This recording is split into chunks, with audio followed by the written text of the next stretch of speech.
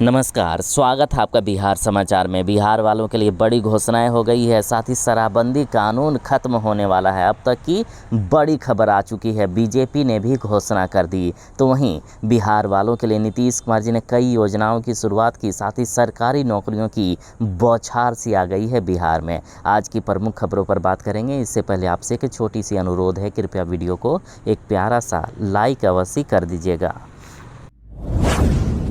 बिहार में शराबबंदी कानून के अब अंतिम दिन आ गए हैं। जैसे ही तेजस्वी यादव ने वादा किया कि हमारी सरकार बनेगी तो शराबबंदी कानून को हम खत्म कर देंगे, उसके बाद बीजेपी भी लगातार नीतीश कुमार पर हमलावार हैं और नीतीश कुमार पर प्रेशर बनाया जा रहा है कि शराबबंदी को खत्म करो, वरना इस बार की विधानसभा चुनाव में हमारी सरकार नहीं बन पाएगी। देखिए, बीजेपी वाले शराबबंदी कानून से इस कदर नफरत करते हैं कि जब सरकार में नहीं थे उस समय सम्राट चौधरी जी ने कह दिया था कि नीतीश कुमार ने ही बनाया है सबको शराबी। बीजेपी ने खुद नीतीश कुमार जी की पोल खोली थी और अब तेजस्वी यादव ने भी इन्हीं बातों को दोहराया है। देखिए, खुद सम्राट चौधरी जी बोले थे कि नीतीश कुमार जी ने बिहार वालों को शराबी बनाया। नीतीश कुमार जी ने पहले पूरी प्लानिंग के तहत बिहार में शराब की दुकानों को खोला। जब लोगों को लत लग गई तो अचानक से शराबबंदी कानून लागू कर दिया। इन्होंने कहा कि शराबबंदी कानून लागू करने से पहले बिहार में शराब की दुकानों की संख्या मात्र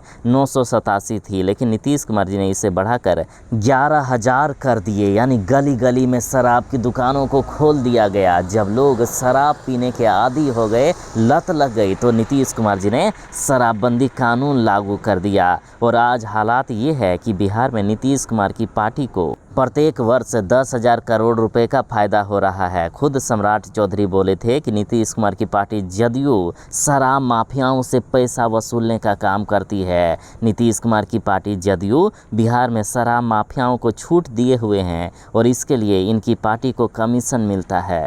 सीधा सीधी इन्होंने कह दिया था कि नीतीश और इनकी पार्टी जदयू किस पंछी का नाम है। यदि शराबबंदी कानून को ये ख़त्म नहीं करेंगे तो बिहार की जनता इनकी पार्टी को उखाड़ कर फेंक देगी। मैं तो सीधा आरोप लगा रहा हूँ कि बिहार में जनता दल यूनाइटेड के द्वारा 10,000 करोड़ रुपए के शराब माफिया से वसूलने का काम किया जा रहा है और ये सम्राट चौधरी बोले थे। तो सोचिए, बीजेपी वाले किस कदर शराबबंदी कानून से नफरत करते हैं। अभी नीतीश कुमार के साथ हैं, इसलिए शराबबंदी का साथ दे रहे हैं, लेकिन लगातार अब दबाव भी बनाया जा रहा है।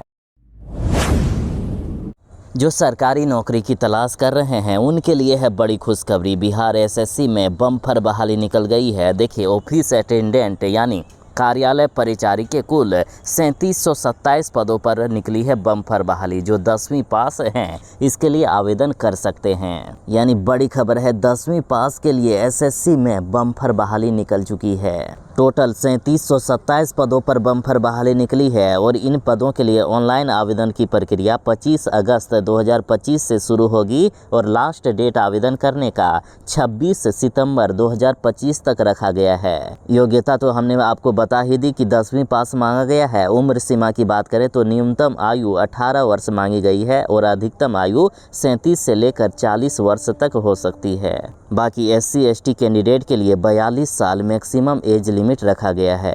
यदि सिलेबस की बात करें तो सामान्य अंक गणित से 30 अंक, सामान्य ज्ञान से 40 और सामान्य हिंदी से 30 अंक पूछे जाएंगे।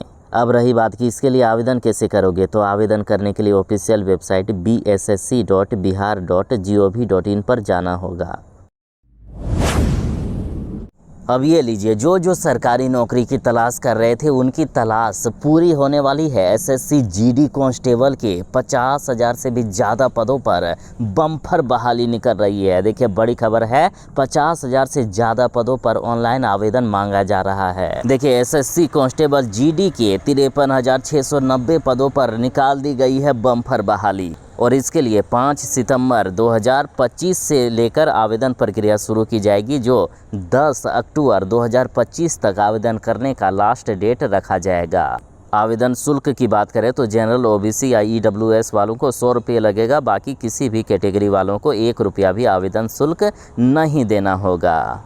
अब इन 53,000 पदों में यदि कैटेगरी वाइज बात करें तो बीएसएफ के 16,371, सीआईएसएफ के 16,571, सीआरपीएफ के 14,359, एसएसबी के 902, आईटीबीपी के 3,468, एआर के 1,865, एसएसएफ के 132 और एनसीबी के 22 पदों पर होगी बम्पर बहाली। एज लिमिट की बात करें तो मिनिमम एज इसके लिए 18 साल और मैक्सिमम 23 साल वैसी मांगी गई है। बाकी आरक्षित वर्ग वालों को एज लिमिट में छूट मिलेगा। अब रही बात कि आवेदन कैसे करोगे, तो आवेदन करने के लिए आपको ऑफिशियल वेबसाइट ssc.gov.in पर जाना होगा। हाँ, लास्ट डेट फिर से क्लियर कर देता हूँ, 5 सितंबर 2025 से ऑनलाइन आवेदन शुरू होगा जो 10 अक्टूबर 2025 तक चलेगा।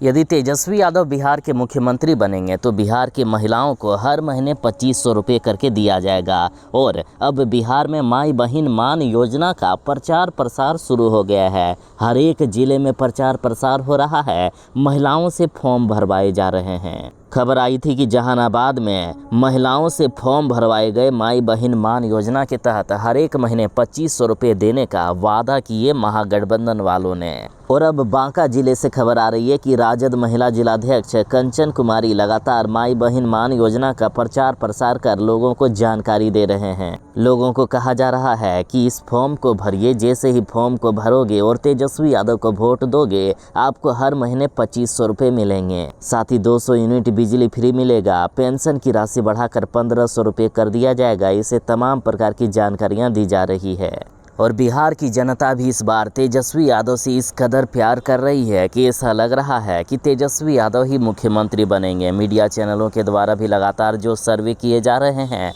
उसमें से ये नतीजे आ रहे हैं कि तेजस्वी यादव के मुख्यमंत्री बनने का चांस 75% तक है। और महिलाओं को जो तेजस्वी यादव, जिन महिलाओं की उम्र 18 वर्ष से लेकर 50 वर्ष तक के बीच है, उनको हर महीने 2500 रुपये देंगे। और जैसे ही ये वादा किया गया, महिलाओं के वोट भी तेजस्वी यादव के ही पक्ष में आते हुए दिख रहे हैं।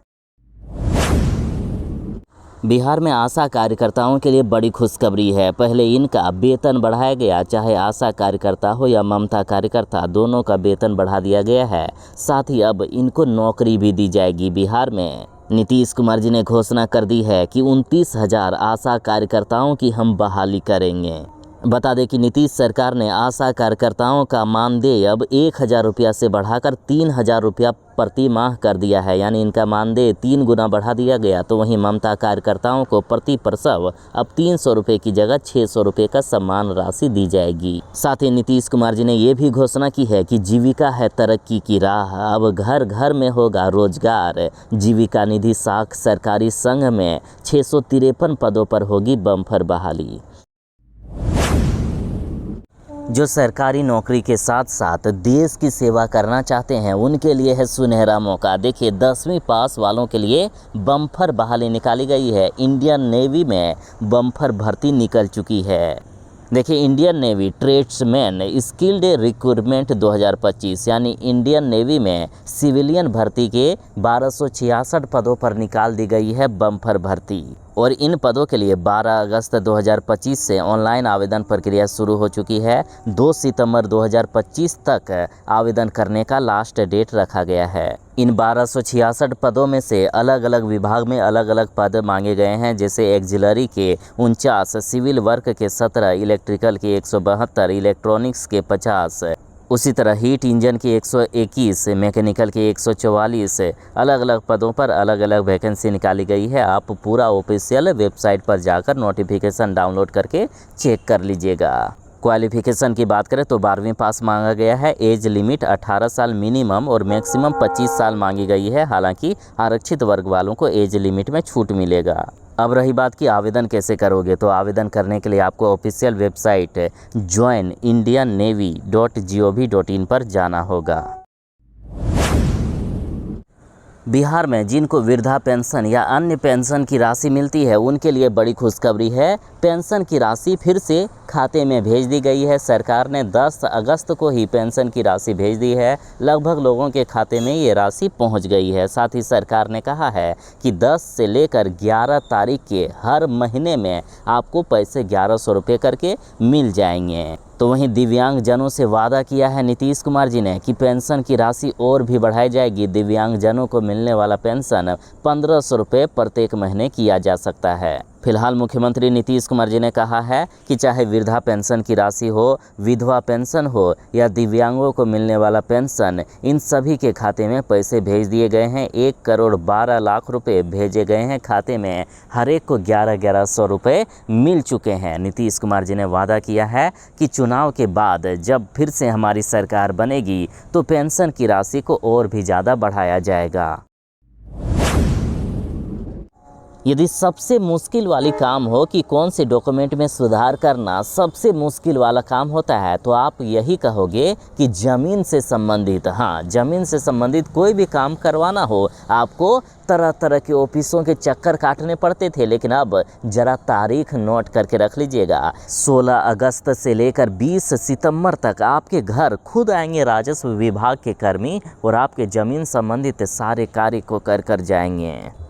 देखिए, इस बार अभियान के अंतर्गत डिजिटलाइज्ड जमाबंदी में त्रुटि सुधार, उत्तराधिकारी नामांतरण, बंटवारा नामांतरण एवं छूटी हुई जमाबंदी को ऑनलाइन किया जाएगा। इसके साथ ही नाम, खाता, खेसरा, रकबा, लगान जैसी अशुद्धि में किसी भी तरह का कोई भी सुधार करना हो तो वो भी करवा सकते हो। साथ ही ऑफलाइन जमाबंदी को डिजिटल प्लेटफॉर्म पर लाया जाएगा। रैयत की मृत्यु के बाद उत्तराधिकारियों के नाम पर जमाबंदी कराई जाएगी। संयुक्त जमाबंदी के मौखिक बंटवारे के बावजूद अंशधारकों के नाम से अलग से जमाबंदी सुनिश्चित की जाएगी।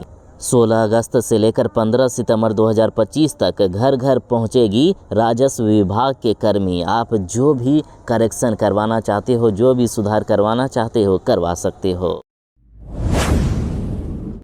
जो रेलवे में सरकारी नौकरी करना चाहते हैं उनके लिए सुनहरा मौका है। देखिए, रेलवे पैरामेडिकल भर्ती 2025 के लिए ऑनलाइन आवेदन शुरू हो चुका है। कुल 434 पदों पर बम्पर बहाली की जाएगी। देखिए, रेलवे आरआरबी पैरामेडिकल रिक्रूटमेंट 2025 यानी रेलवे में पैरामेडिकल के 434 पदों पर भर्ती के लिए ऑनलाइन आवेदन मांगे गए हैं और ऑनलाइन आवेदन करने का समय 9 अगस्त 2025 से लेकर 8 सितंबर 2025 तक रहेगा। यानी 9 अगस्त से ही आवेदन प्रक्रिया शुरू हो चुकी है। लास्ट डेट 8 सितंबर 2025 तक है। तो वैसे कैंडिडेट जिन्होंने मेडिकल की डिग्री लिए हुए हैं या फिर 10+2 यानी इंटरमीडिएट के साथ डिप्लोमा इन फार्मेसी किए हुए हैं, यानी डिप्लोमा की यदि डिग्री है मेडिकल क्षेत्र में, तो इसके लिए आवेदन किया जा सकता है। मिनिमम डिप्लोमा मेडिकल के क्षेत्र में मांगी गई है, बाकी हायर डिग्री है तो और भी अच्छा होगा। एज लिमिट की बात करें तो मिनिमम एज 18 साल मांगी गई है, मैक्सिमम एज 35 से लेकर 40 साल तक हो सकती है। बाकी आपको नोटिफिकेशन डाउनलोड कर लेना है, उसे अच्छी तरीके से पढ़ लेना है। अब रही बात कि आवेदन कैसे करोगे, तो आवेदन करने के लिए ऑफिशियल वेबसाइट indianrailways.gov.in पर जाना होगा। प्रशांत किशोर ने बिहार की जनता से कहा है कि इस बार नेताओं के नाम पर नहीं बल्कि अपने बच्चों के भविष्य के लिए वोट करें। प्रशांत किशोर ने कहा है कि लालू प्रसाद यादव का बेटा 9वीं पास भी नहीं है, फिर भी वे उसे मुख्यमंत्री बनाना चाहते हैं, जबकि पढ़े लिखे युवाओं को नौकरी तक नहीं मिल पा रही है। इसलिए इस बार वोट लालू, नीतीश या मोदी के नाम पर नहीं बल्कि अपने बच्चों के भविष्य के लिए दीजिएगा। साथ ही प्रशांत किशोर ने जनता से सवाल पूछा है कि जब आप बिहार में वोट देते हैं तो फैक्ट्रियां गुजरात में लगनी चाहिए या बिहार में लगनी चाहिए। प्रशांत किशोर ने बिहार की जनता से पूछा है कि आप नीतीश कुमार को फिर से मुख्यमंत्री बनाना चाहते हैं या उनको बाय बाय कहना चाहते हैं। सीधा सीधे प्रशांत किशोर ने कहा है कि यदि आपको अपने बच्चों का भविष्य चाहिए तो ना ही एनडीए को और ना ही इन महागठबंधन वालों को वोट दें।